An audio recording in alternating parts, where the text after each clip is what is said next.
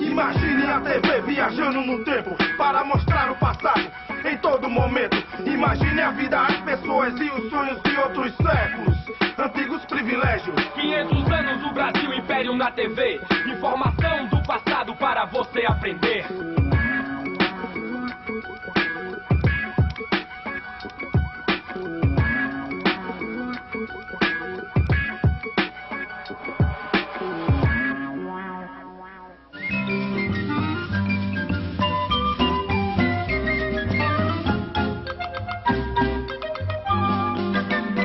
A violência marca o Brasil do século XIX. A monarquia e a unidade do território foram conseguidas à força. O clima tenso aumenta com a volta de Dom João VI para Portugal. Dom João VI encontra Portugal em crise econômica e política. A Revolução do Porto impôs limites ao absolutismo. Os deputados das cortes portuguesas estão elaborando a nova Constituição do país. As decisões em Portugal irão afetar o Brasil. Pela primeira vez, deputados brasileiros são eleitos e vão à corte em Portugal, defendendo a igualdade entre os dois países. Igualdade entre Brasil e Portugal? Que ideia mais besta! Ainda bem que os deputados brasileiros são 1/3 dos portugueses.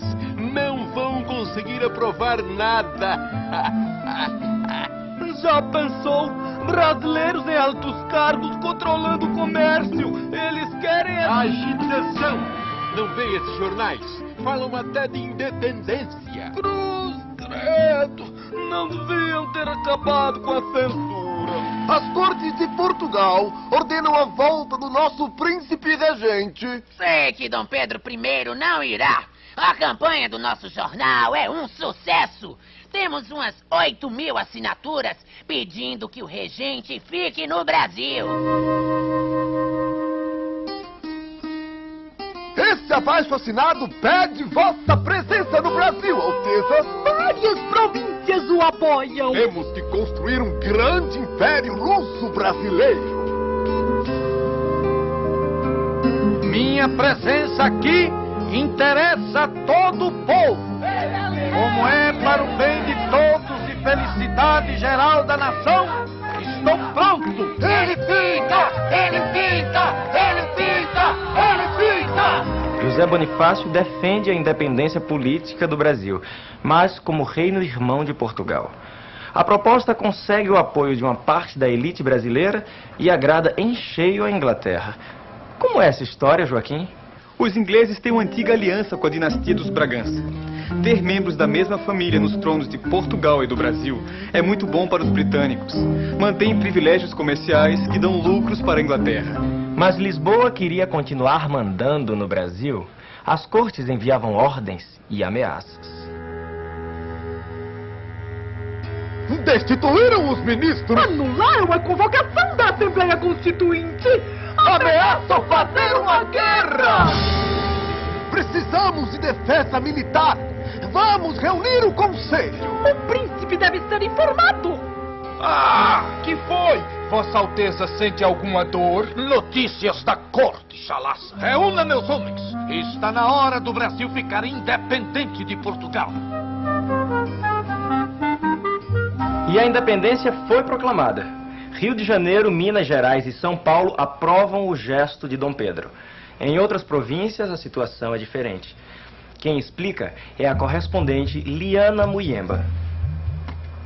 Na Bahia, grupos resistem à independência. Tropas leais a Portugal lutam contra brasileiros e aliados ingleses.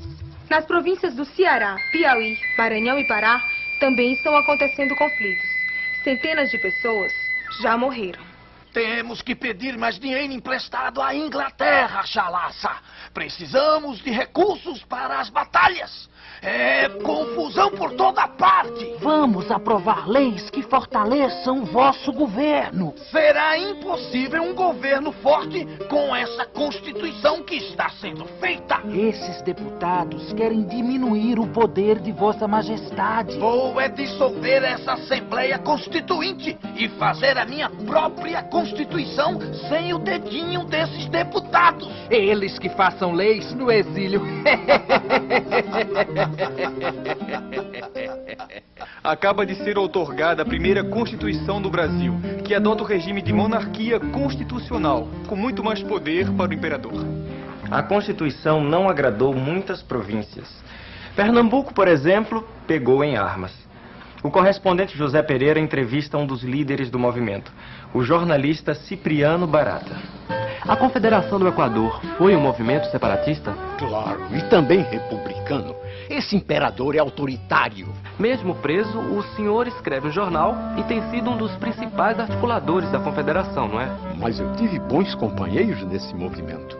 Nossa bandeira de luta foi independência, religião, união e liberdade. Todos sabem que as províncias não precisam mais dizer amém ao imperador. Queremos república, federação e o fim do tráfico de escravos. Somos donos de engenho.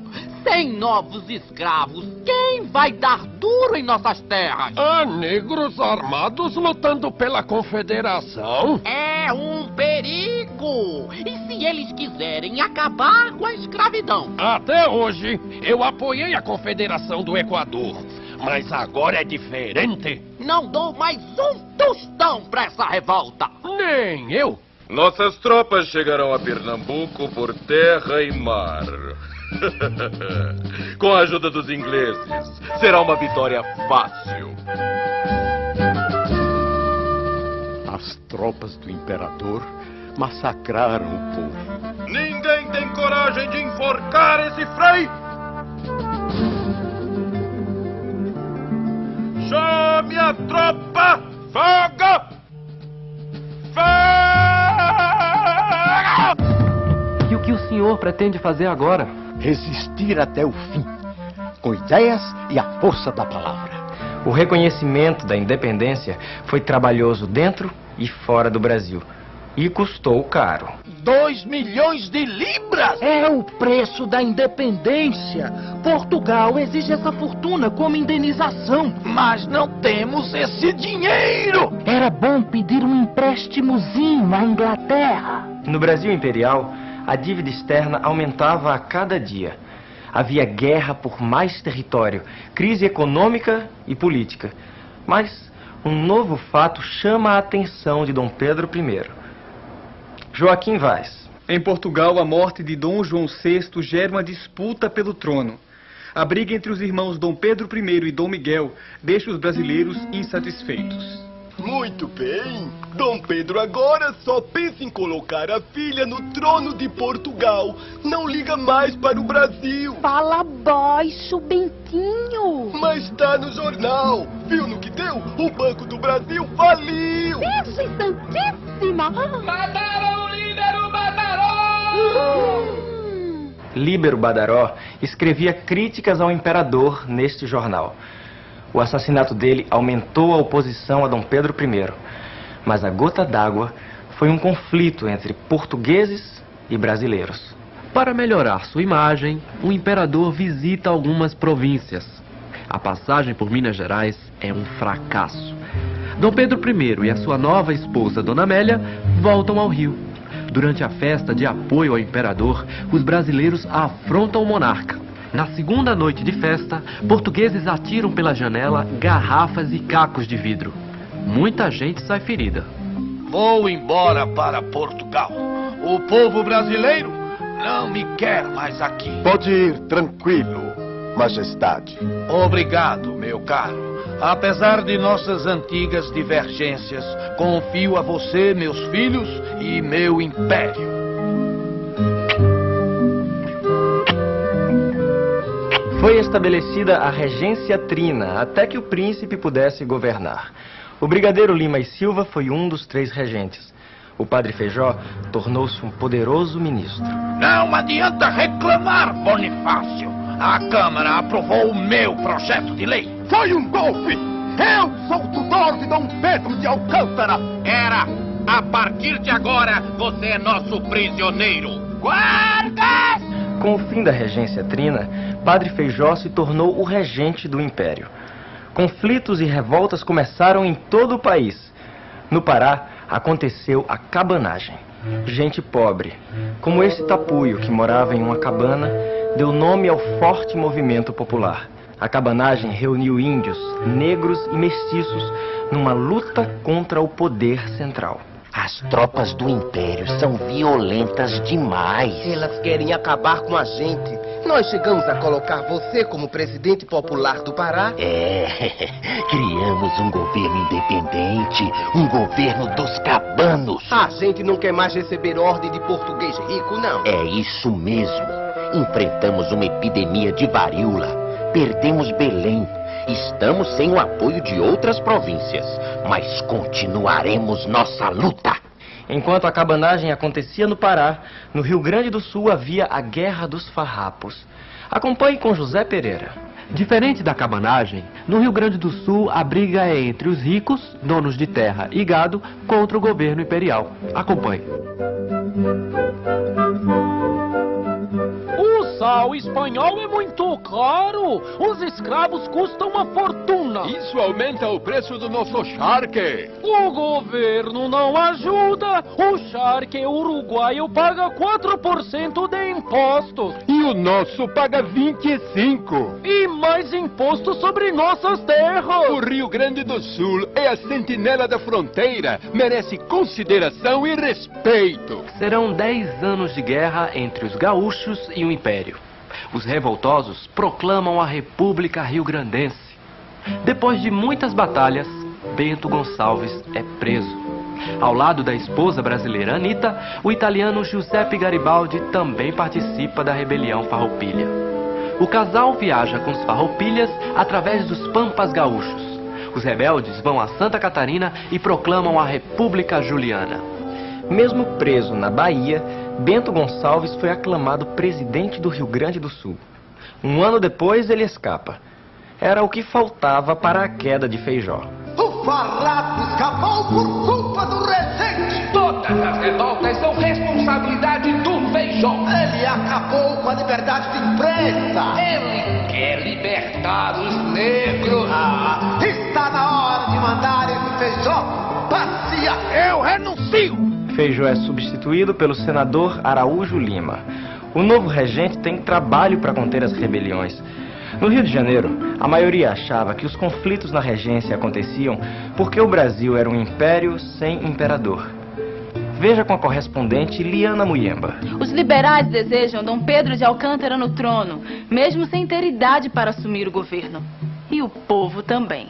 Queremos Dom Pedro II. Embora não tenha idade. A nação dispensa a lei. E viva a maioridade!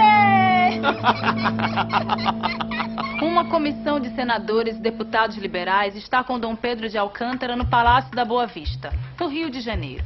Liderados por Antônio Carlos de Andrada, irmão do ex-ministro José Bonifácio, os liberais acabam de dar um golpe. Convenceram Dom Pedro a assumir o trono imediatamente. Dom Pedro, o senhor deseja assumir o cargo de imperador do Brasil com apenas 14 anos? Quero. Já? E qual será a primeira medida do seu governo? Será organizar meu novo ministério. Dom Pedro II continuou seus estudos e os liberais passaram a governar o país. Logo, o novo ministério caiu. Motivo? A Guerra dos Farrapos. O governo de Dom Pedro II perdoou presos políticos, inclusive os farroupilhas. Mas os rebeldes continuam em guerra. Acompanhe. Agora sim! Temos a nossa própria Constituição. Queremos é que o Brasil seja uma república federativa e as províncias tenham autonomia. E o dinheiro dos impostos no bolso dos rio-grandenses. A guerra acabou 3 anos depois, graças a uma proposta de Luiz Alves de Lima e Silva, o futuro Duque de Caxias. Filho do general Lima e Silva, Caxias já tinha reprimido levantes no Maranhão, São Paulo, Minas e Rio. Quando o Uruguai invadiu o território gaúcho, Caxias fez uma proposta que foi aceita pelos farroupilhas: paz honrosa.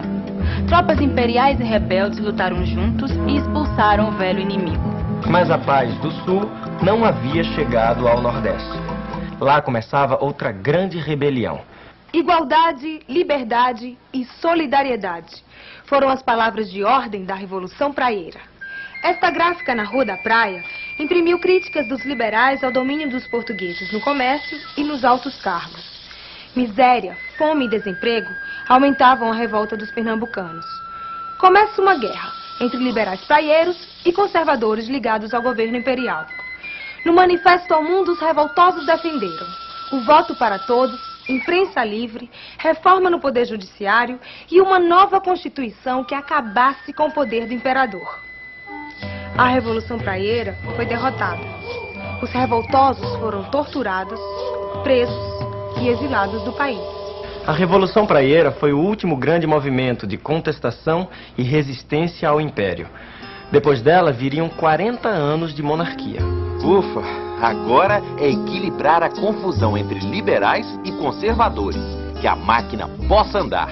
E se ranger, um pouco de graxa resolve. Eu mesmo coloco. Mas a vida no Império não era somente guerra. No próximo episódio você vai conhecer uma outra face do país.